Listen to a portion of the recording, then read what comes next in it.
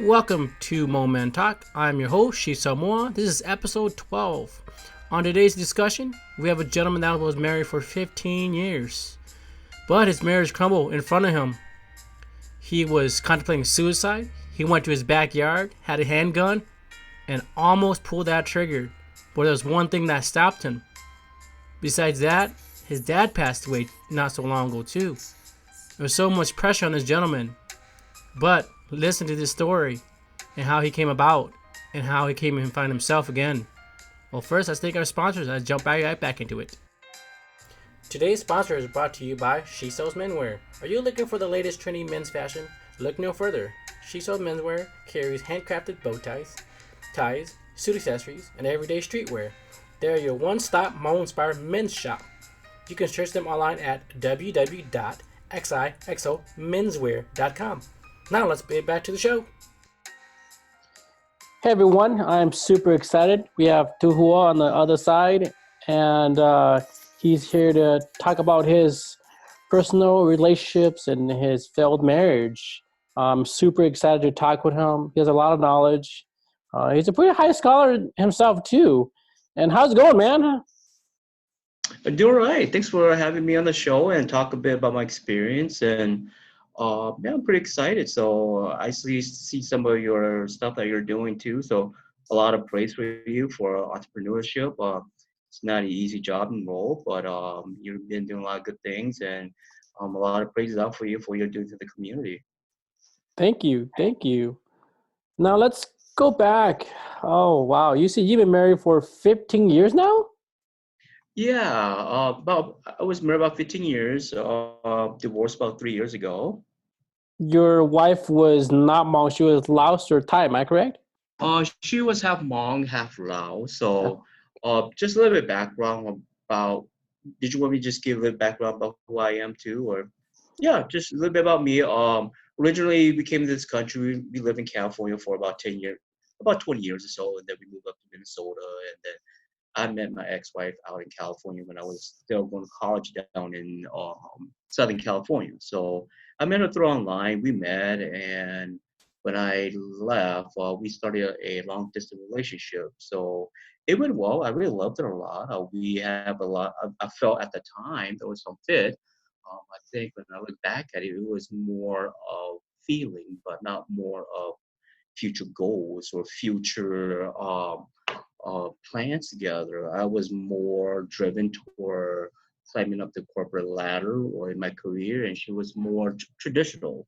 She was set in having kids and having family and staying in the Hmong community. And for me, I didn't. My parents were poor. They were not educated. I saw how my dad was treated in the community where he helped out a lot, but it broke my heart seeing how he was treated because didn't he didn't have a lot of education, so a lot of people relied on him, but he didn't make a lot of money, and we struggle a lot, and that's why it's always difficult for me to kind of rely on the Hmong community on just my experience, and probably not the same for everyone, but seeing how my dad struggled throughout the years, I really wanted to do good. My goal after high school, I did very well in high school, very big in government.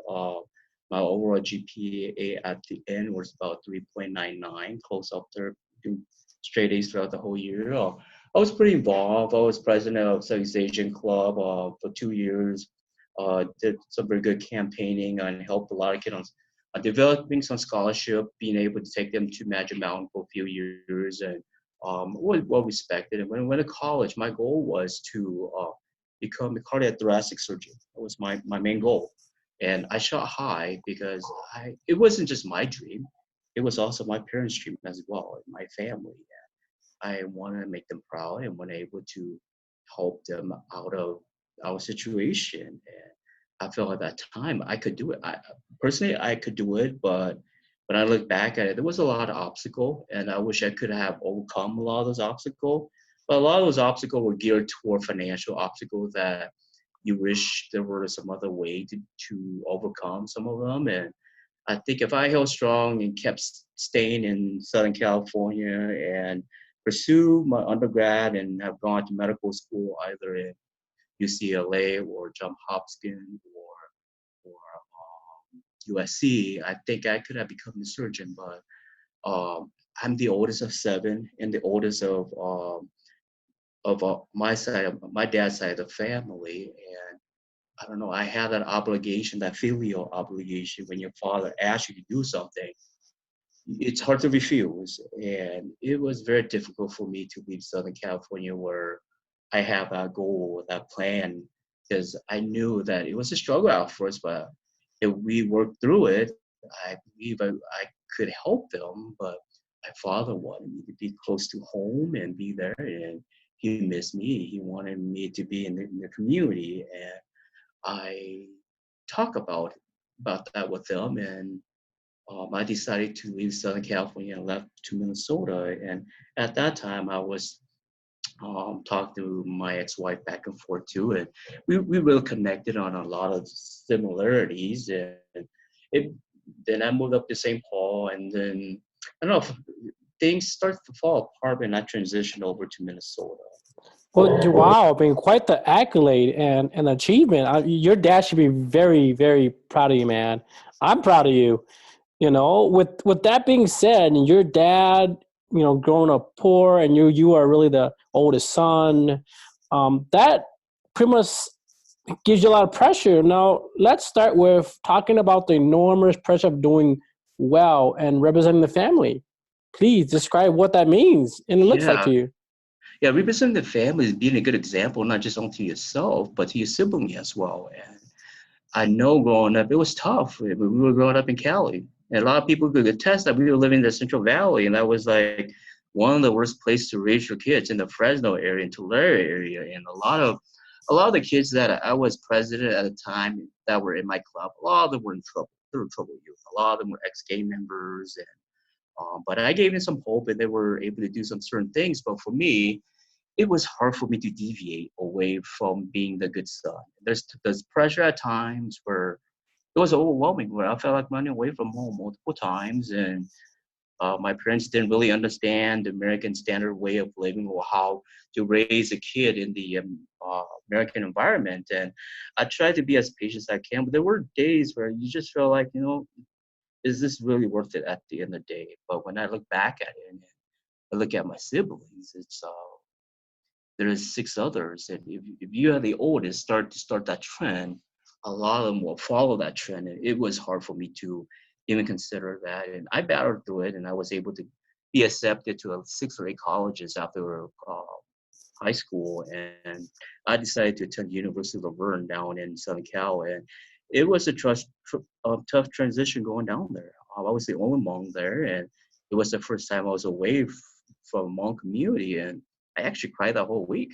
It was a That traumatic. emotional, huh? Yeah, it was emotional. It was traumatic. It's the first time away from my parents, and I knew that I couldn't give up. You have to set that example and that trend. No matter how tough it is, you have to bear it out, even if it's on your own. And being the oldest, I tend to have done a lot of things on myself. It's hard to rely on people. You could, but at the end of the day, it's you that you have to answer to some of the decisions that you make as a man, as an adult. You can't really blame it on other. And for me, throughout my whole life, there's failures and there's issues that have come up. But at the end of the day, I question myself and not blame so much on others. Yeah, others may be contribute to it, but you as an individual are responsible for those actions that have happened. Um, for me, representing my family and being good and being that good son. And when I moved to Minnesota, it was tough. I got accepted to the U of M in St. Paul, and I was on academic probation after the first year. And my parents couldn't really, they bought a home, but they couldn't afford it. So I ended up picking up half of the mortgage, and I took on 4 jobs and going to school full time. So just to help pick up some of the bills. So, So let me rephrase this. You're going to school, you pick up mortgage, you had 4 jobs. You were married by then, right? I was getting close to getting married, and then at that Getting point, no kids yet. no kids yet. We never had any kids, but My goodness, I could just uh, see the amount of stress on that it's on yourself, getting married, 4 jobs. school, mortgage. Oh my goodness! I mean, that's just so much to. But it's for the expectation. Am I right? Yes, the expectation when you're the oldest. My parents have always conditioned me mentally and physically. Like I know my dad was very heavy-handed. He hit us a lot when we were growing up, and the same he hit my mom too. So you kind of have to learn to accept certain things. And I don't know. For me, it was I saw some of that, but I forgave a lot of that. A lot of it is just trying to be there for a family. Yeah, I took out 4 jobs, and I ended up flunking out of the U of M, which was one of the toughest thing I ever do. I have never failed at anything in my whole life. And after I left the U of M, I diverted to getting married. And I thought getting married was a solution to help me get back on track. Because I talked with my ex-wife about my goals and expectation. And at that time, I think when you add emotion into decision making, it just doesn't equate to what you anticipate a lot of the times. And at the time, she agreed to it because I thought that by getting married, she was going to help me and help out my family and help me get back on track, get back in college and finish my undergrad and hopefully get into medical school and help everybody out at the end. But it never equate to that. I rushed into getting married when I was 21. I feel it was a cultural thing as well because I getting a lot of pressure from my parents to get married.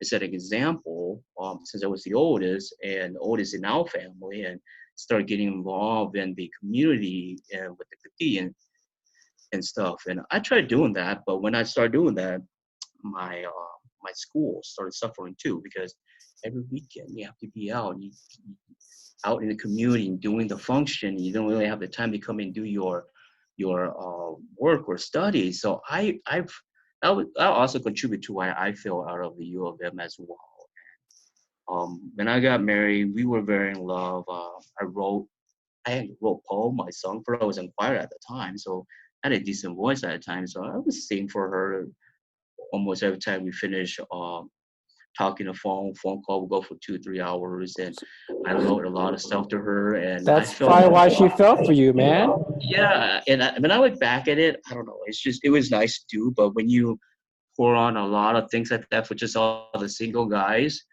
it it felt like it was never going to end. But there has to be more than just emotional love in a relationship. There have to be some kind of fit, some kind of match, or some overall goal at the end. And we got married, and it was tough. We had to go back to California, and it was just me and my dad at the wedding. Nobody showed up because we didn't have any cousins there. What? So This is I broke. traditional wedding, right? Not Yeah, Americanized. it was traditional wedding, and there was only one cousin to come and walk with the pila, huh? But nobody I, showed up.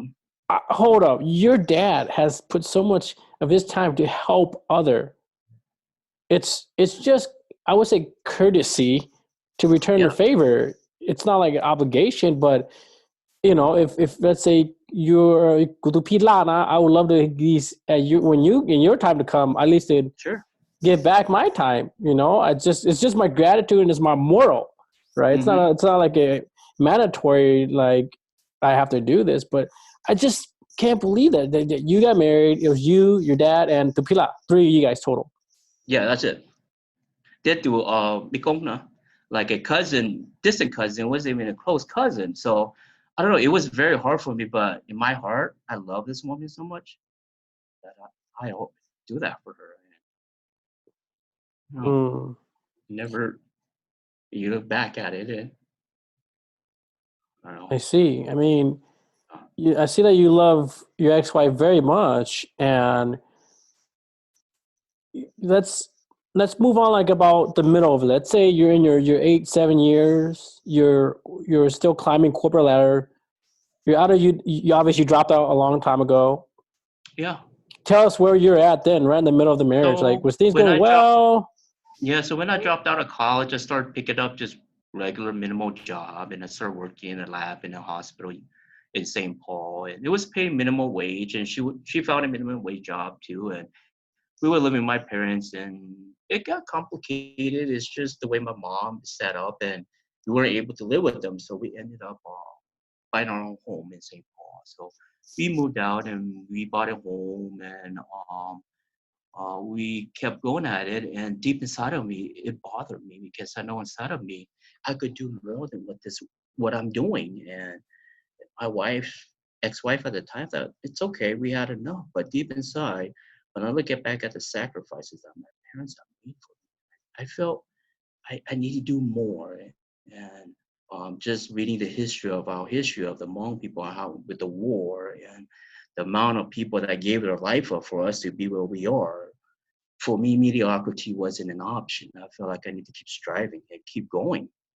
Now, And you said when you said more, does that mean like financially? Explain more. Is that for me, yourself, like more, like or yourself, or more than your family at the time? Explain that a little bit. I think for me, more is just being able to go back to school, finishing my degree, Okay. getting a job where because we're able to pay our bill, but I wanted a little bit more to invest or something to go on vacation. Not a lot, but enough to sustain ourselves to do things that we want to do. And we made enough, but just enough to pay for the bill. And for me, after about 5 or 6 years of working minimal and doing 2, 3 other part-time job, I felt it was time to go back to school. I jumped back and went to Metro State and got my, well, technically, no, I actually went to community college again to reboost my motivation because after I flunked out of the U, it literally killed me in my motivation and my goal for education. So I went to Inver Hill Community College, which is south of the Twin Cities there for a few years, and I got my associates in business and associates in building inspection. So that helped prop me up. And after that, motivated me. I went to Metro State and got my degree in biology, which was my initial degree that I was seeking for, and then a bachelor in business as well. And then after that, I still feel like I could do more. So I went back and got my master in public and nonprofit administration through Metro State. So I don't know. I love education. It's just because when I grew up, you were the oldest and nobody really taught you. I was a lot of self-taught yourself how to read and write. And I technically didn't read and write till I was in 7th grade, to tell the truth. Like in California, they don't really care. They just keep passing you throughout the grades because they just don't have the resource to really make sure you comprehend the studies that they were teaching you. And I could speak and write, but I didn't really understand what I was doing half the time. Okay, now so let's fast forward to almost the end of your marriage. Mm-hmm. Things are going sour. I mean, tell me about your marriage at kind of the end and kind of your family, kind of knowing that things were not falling apart, things were falling apart. I mean, I because we think gotta, things. yeah, go ahead. Yeah, I think things start falling apart after the 5th year of marriage, to tell the truth. That's Oh, when okay. when you start to find out more about the person, individual, and what they're capable of or not. And it's not like I wasn't supportive. I try to be as supportive as I can. There were just certain things that I felt wasn't done equally. And for me, I believe in equality in both male and female on certain things. And just stuff around the house just wasn't getting done. And I would show her and teach her how to do, and show her to cook and clean, but things just get put on the wayside. And after a while, when you start doing that more and more, because I would just leave stuff out for weeks and it would get done. And we would get into fights and arguments. And knowing me, I wasn't raised like that. You have to clean things up. And after a while, it's just really ate at me. It's just like, this is the person that I love and marry. I thought if they love you, respect you, they could at least reciprocate. My biggest thing relationship is reciprocation. And I didn't see reciprocation coming back and forth. And after a while, you start to lose the emotion, the feeling for that individual. And I've been motivated her to go back and got her associates in business. I even take classes with her to make sure that she finished her courses and that we Wow, have you really love this woman. yeah, and we at least have some commonality because I didn't think it was fair for me to have all this education and she didn't have any education. And because I knew communication is big in a relationship, and if I was speaking at a different level and she was speaking at a different level, it'll work, but there's going to be some obstacle. And I feel like we should be at equal ground and at least find an equal job in something so we could have something to relate to. Or if we do have kids, we could support them in that capacity. But she didn't see it that way. And she was, I know at the end, was very mad at me for making her go to school and picking up all these student loans. And for me, education is something that we value. And talking to other girls, I never done any of that, but stuff like that start coming in your mind, and then seeing your dad come over and doing the dishes or doing stuff that he shouldn't be doing. It was embarrassing, and when I bring it up, we always run into an argument. It It's, I was, mean, just house chores should be equal. I mean, that's a man and a woman job. You know, yeah, I agree with you I, with I that too. agree, and you're right about equality. You know, I wash my own dish. You know, and you wash your own dish. But hey, there's teamwork. Where like, hey, hon, I need you to wash the dish too. You know. Yeah, and I think it's a partnership in these relationship, and if you can't do it, the other person should pick up and do it. And it wasn't just dishes; it was just like everything in the home, laundry. The only thing that I got to praise that she was good at was doing the taxes. She was very good with that, but beside that, it just wasn't good. She didn't fit well with my family in terms of communication, and when we went to outings, it was just always awkward, and she doesn't really want to stay there. And then when I go visit her family, it's awkward too. So even when we got married, my parents strongly suggest that I shouldn't marry her, that I should return her. And at that time, I didn't feel that way because I loved this woman, and I felt that love would overcome Your some of the dad, differences. because your dad was or family was against you getting married to your ex-wife. Yes, they Correct. were, Okay. both my mom and dad. And Okay. I don't know, With at that time you were young and you feel like, love could overcome differences from the past, from the home country, but they were right. A lot okay. of the stuff they so Okay, I see. Now, with that being all said, because of expectation, do you feel that you were a disappointment to your family or parents because of the divorce? What were your family's reaction towards you when it was all said and done? I think for me it wasn't so much for them, but it was for me. And for me, the reason Mm, why it was so hard for me was I disobeyed them. And then I wanted to keep patching the relationship because I didn't want to look bad in front of my parents because they told me in the beginning not to do it. And I still did it. And for me, it was a way for me to lose face because at that time, I feel like I need to live up to my word and my promise that I made. And for me, I don't know, my parents had issue throughout the whole relationship, but they always came back and tried to patch things up. And I felt it was the same way because I thought we had some kind of understanding in the beginning, but it wasn't like that at the end. And that's the thing that I fear the most about relationship nowadays is that people do not want to talk about issues. They don't want to rectify a problem solution. It's easier to walk away than to talk about it. And that was the one thing that took me away the most was I felt with all the problems and issues that we all have, at least we run through this wall, maybe at least talk about it, but it did not. It's just uh, she just walked away for the marriage, and you question yourself as a man on what you did wrong. And for me, I wanted to keep working on the relationship, passionate.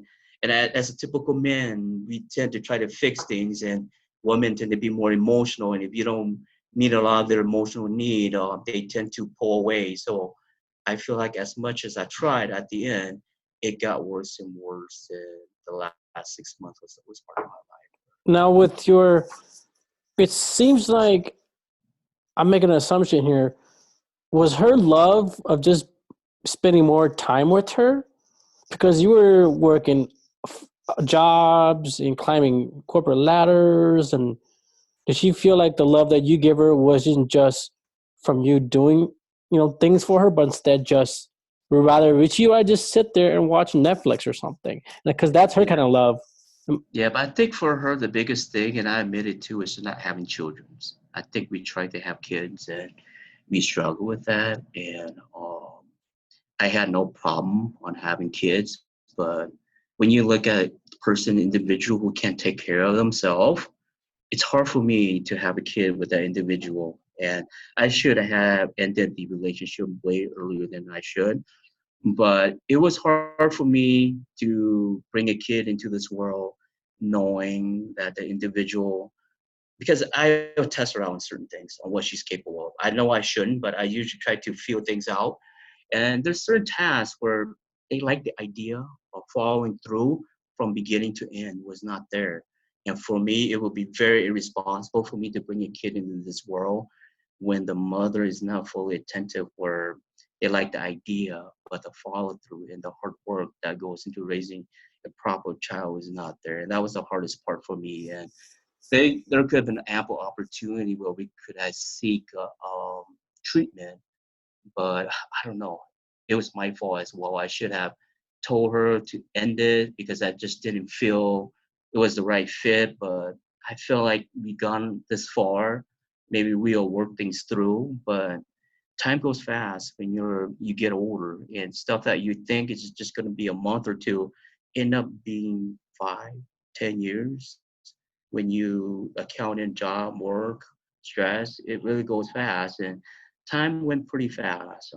I still remember my day of marriage just like it was yesterday. So things gets away pretty fast. And that's a problem living in a metro area, because you get caught into the rat race of things. And the only reason why like we came to the conclusion was leaving the metro area into a slower pace of life and reflecting on certain things and certain needs and certain wants.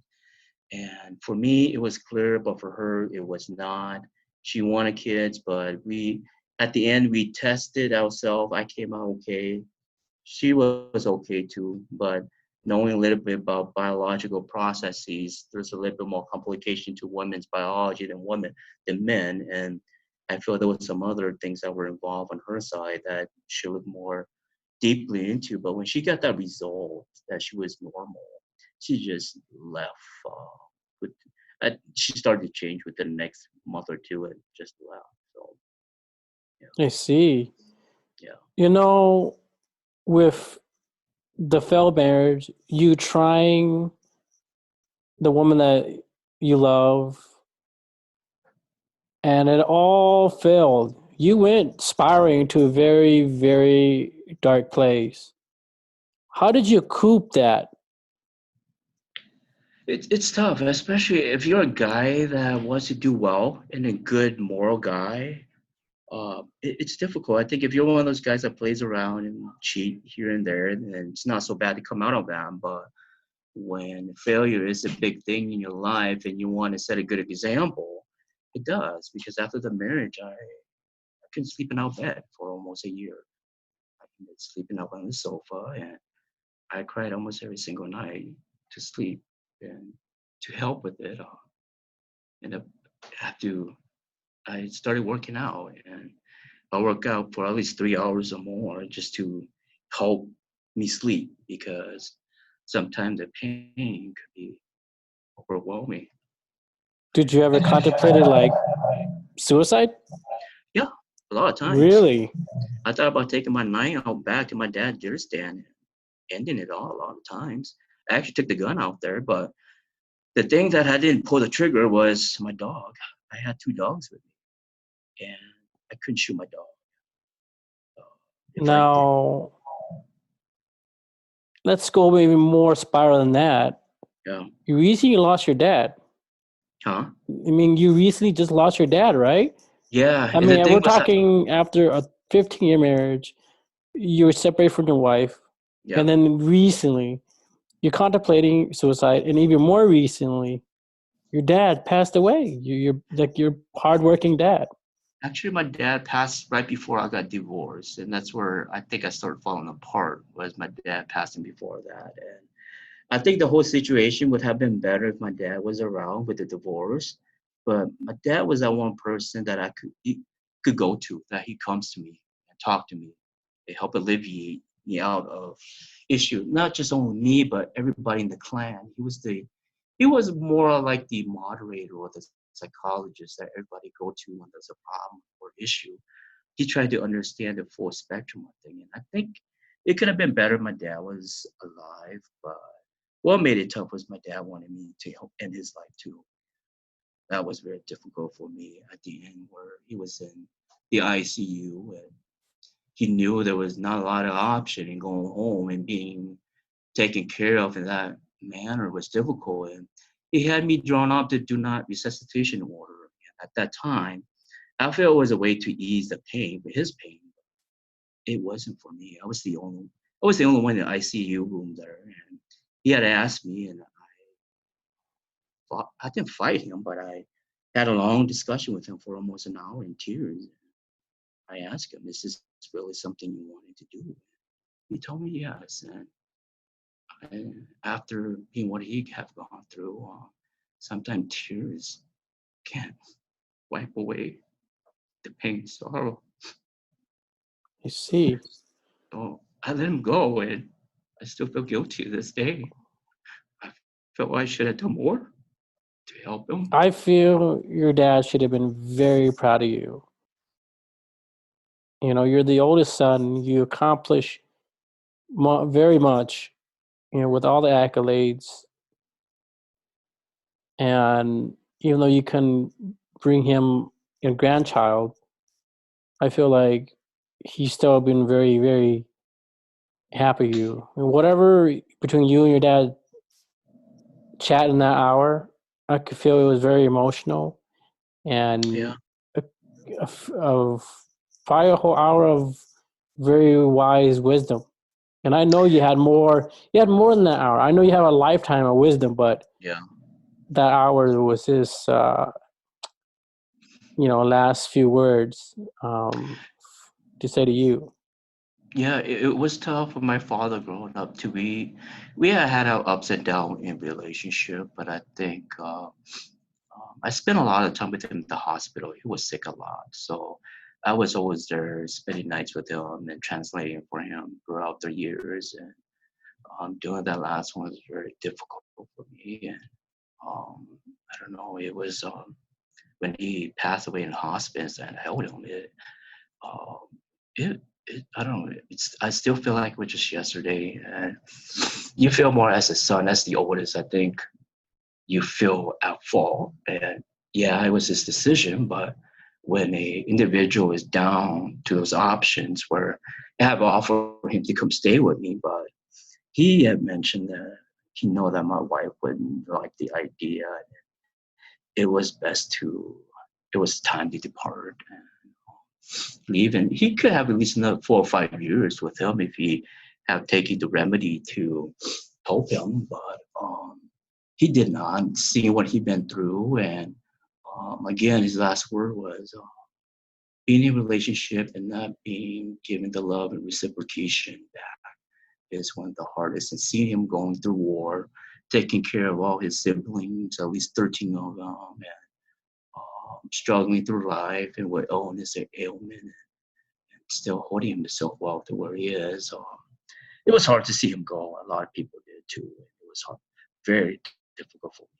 It wasn't at first, but I think it's getting better now. But every time I come to St. Paul, a lot of the memories comes back, and it takes me a week or more to just decompress the emotion out of me or just the feelings from the past. And that's why it's hard for me to come back. My mom wants me to move back and stay there, but it's very painful for me to come back and rehash a lot of the old memories. And certain things trigger certain memories and certain locations, certain people. So I don't know. I always break down when I see my aunt from my dad's side. It reminded a lot of them. They always break down too when they see me, and how I remind a lot of them about them, because when my grandma died, my dad basically took care of all of them. They see them as a father figure as well. So I know it's tough living in America and being an immigrant and struggling. It's not easy. So I know it wasn't easy for me at times. The struggle is real. Let's move on to a very, very positive path. Because recently, with you cooping with a new hobbies now, right? Or like, tell us about that. I mean, how are you cooping this on the positive side? Yeah, I think you could only feel so bad about yourself for so long that I think that's what a lot of guys kind of struggle with. And for me, it was a revolving vortex going down deeper and deeper because I could just keep sleeping on a sofa and crying every night. But I got myself back out and start working out at the gym. I usually work about 3 hours every day for 6 times a week, and 2 hours of weight, an hour of cardio, and training myself that way. And then I started traveling. I started traveling and finding myself again, and because I lost so much in that relationship stuff, that hobbies that I was doing before, like arts and music, and travel that I never got to do. So I ended up traveling, doing going to concert, which I have not gone much at all anymore. Started dabbling back into the arts and photography, and I think the biggest part for me was travel. I think Where'd you the go? biggest Where'd you go? Like, have you I been think out of the the country? biggest, yeah, I think the biggest thing for me was my dad's wish for me when he was dying was to go back home, go back to the home country, go back to Laos. And I went there, and I didn't just go as a tourist. I went to volunteer and give my time back. And I spent about 2 weeks in Luprabang teaching English to Hmong and Lao and Khmer kids at Wat. And it was very fulfilling. It was difficult to see people living in that way, but my dad was right. When you go back and you see where you come from, you Very understand. humble beginnings.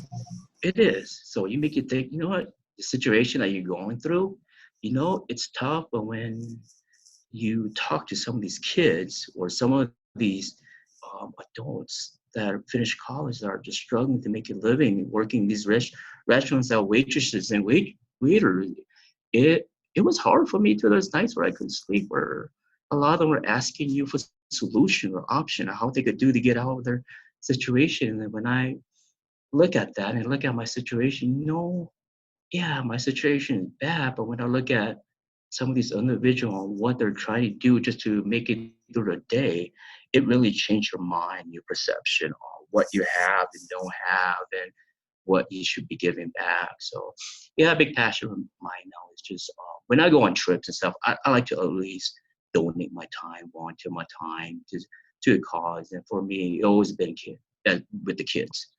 I Yeah, for love that, man. I love that. yeah, and for me, I grew up as a kid who didn't know much, and there was a lot of time I just wish somebody would just help you or just ask you how you're doing, and you never got a lot of that. So when I look at a lot of these kids, I see myself in them. With with the traveling and your humble work, you hiking too? Well, yeah, I try to get to doing that now too. Okay. So I try to get to hiking. Where you been? I just I've been to Yosemite and just got back from Banff, Canada, not that long ago with my Oh, okay. cousins. Cool. Yeah, I found a lot of passion in that too. You can incorporate photography, and then I think just being out of the moment or out of the busy stream of life and slowing things down and appreciating the smaller thing, it really helps you clear your mind. And yeah, I grew up in a lot of urban area, but to tell the truth, living where I'm living, it's very rustic too. Where I live about 3 hours north of the metro. I live in the rural area of Minnesota. I never intended to stay this long, but living up here and away from the Hmong community, away from distraction, has been very therapeutic for me to recollect myself. And yeah, it gets lonely sometimes, but a lot of the people up here are very nice. And if you're a nice individual, they'll help you out like you're a family. And for me, I keep myself busy up here, and this time I reflect a lot up here because I have about 17 acres that I work on, or I hunt and fish too up here. So that keeps me busy. So working in that capacity keeps me busy and not think about some of the minute things, and it helps passes the time, and it helps myself personally grow and learn more and develop more um, good relationship. And I don't know, as a young person, it's great to have a lot of friends, but starting to see it's not so much in the quantity, but the quality of people that you Mm-hmm. surround yourself with that will alleviate you to the next level. And this last few years, as I found this new church, it has really helped me regain my trust, because after my dad died in the divorce, I swear that I would never go back to church or believe in God again. But I don't know, going back and learning how to forgive and move on has really been a humbling experience. And there's times where you don't believe it, but I don't know, going weekly to something positive really help enforce you to move on and not hold on to the past. So yeah, it's been positive in that retrospective. And my biggest thing is just working on myself right now. And if I can't work on myself, I don't believe you should be getting involved with another person, individual. If you haven't cleaned up yourself, you're just going to be bringing the same dirty laundry to the next relationship. Now, today, tell me, what would you say has been your greatest lesson? Easy. And what have you learned, discovered about you through this journey? Because you just said a little bit at the end about self-developing yourself, throw out dirty laundries, and elaborate a little bit more. Yeah, I think the biggest thing what I learned so far is you got to learn to take care of yourself. You can't rely on other to take care of yourself. And for me, I use that as a crutch to get married. I felt that, yeah, I failed and I dropped out of the U, and now I need this other individual to help me through. And at that, I knew inside of me I could, but I feel like I could fall on somebody. But again, that person may have a different view, a different dream, something different from what you do. And you got to fulfill and believe in yourself and do what's best for you and be the best of you.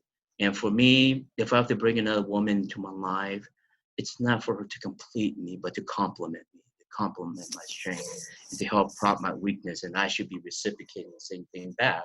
If you're a man, Preach, man, preach. yeah, if you're going to a relationship and you want that woman to complete you, then there's a lot of incompleteness to you that there will be issue that will be problem.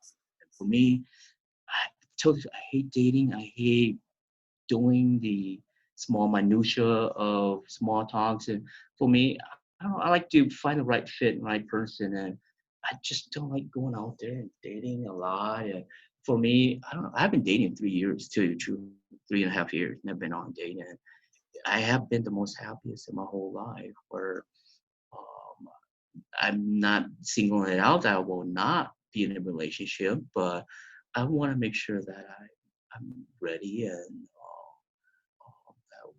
what I'm going through, I'm able to, um, I don't know, help myself and not put that upon the other person. There will be some residual stuff, but I don't know. For me, there's just some things that got brought up at church about relationship, and the biggest thing that I see a lot in our relationship is that we rush into relationship and we don't think about uh, truly. And there was this model that was brought up in church called RAM, relationship attachment model, where the first step is you got to know the person. Once you know the person, then you develop a trust. Once you start trusting the people, the individual, then you start relying on them. Once you rely on them, then you can start to commit.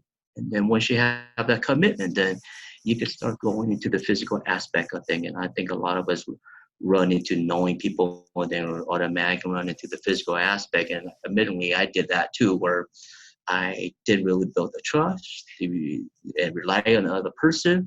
And I knew the person and I committed, and then we got into a physical relationship. And it was just a whole gamut of things that came up from that relationship where if I have to go back again, I would have done it in that particular way and manner is to at least learn about the person, about their strengths and weaknesses, and have more in-depth discussions on differences and similarity and how are we going to accept each other's differences? Are we going to be able to? And if not, then we need to be able to let go because it's easy to let go early than to get into a relationship where you bring kids into the mix, which is the hardest thing you could do is to put a kid through that. And I don't know, for me, it's just be humble in what you have and travel to a third world country, go back to where you're from and see how things are. And when you look at that, it's not so bad for what you have. I mean, you look at some of these poor kids just trying to survive or parents just trying to make it out for their kids. It really makes you second think about certain things you have. And for me, that was the biggest turning point, was to see the humble side of where you come from. And I believe if you don't know where you're coming from, you're gonna be lost on that roadmap to life, and you're gonna struggle to define who and what you are. And going back to Laos, it wasn't on my roadmap to travel there at all. After my dad died, I did not want to go there, but I saw him in a dream, and he told me you need to go home.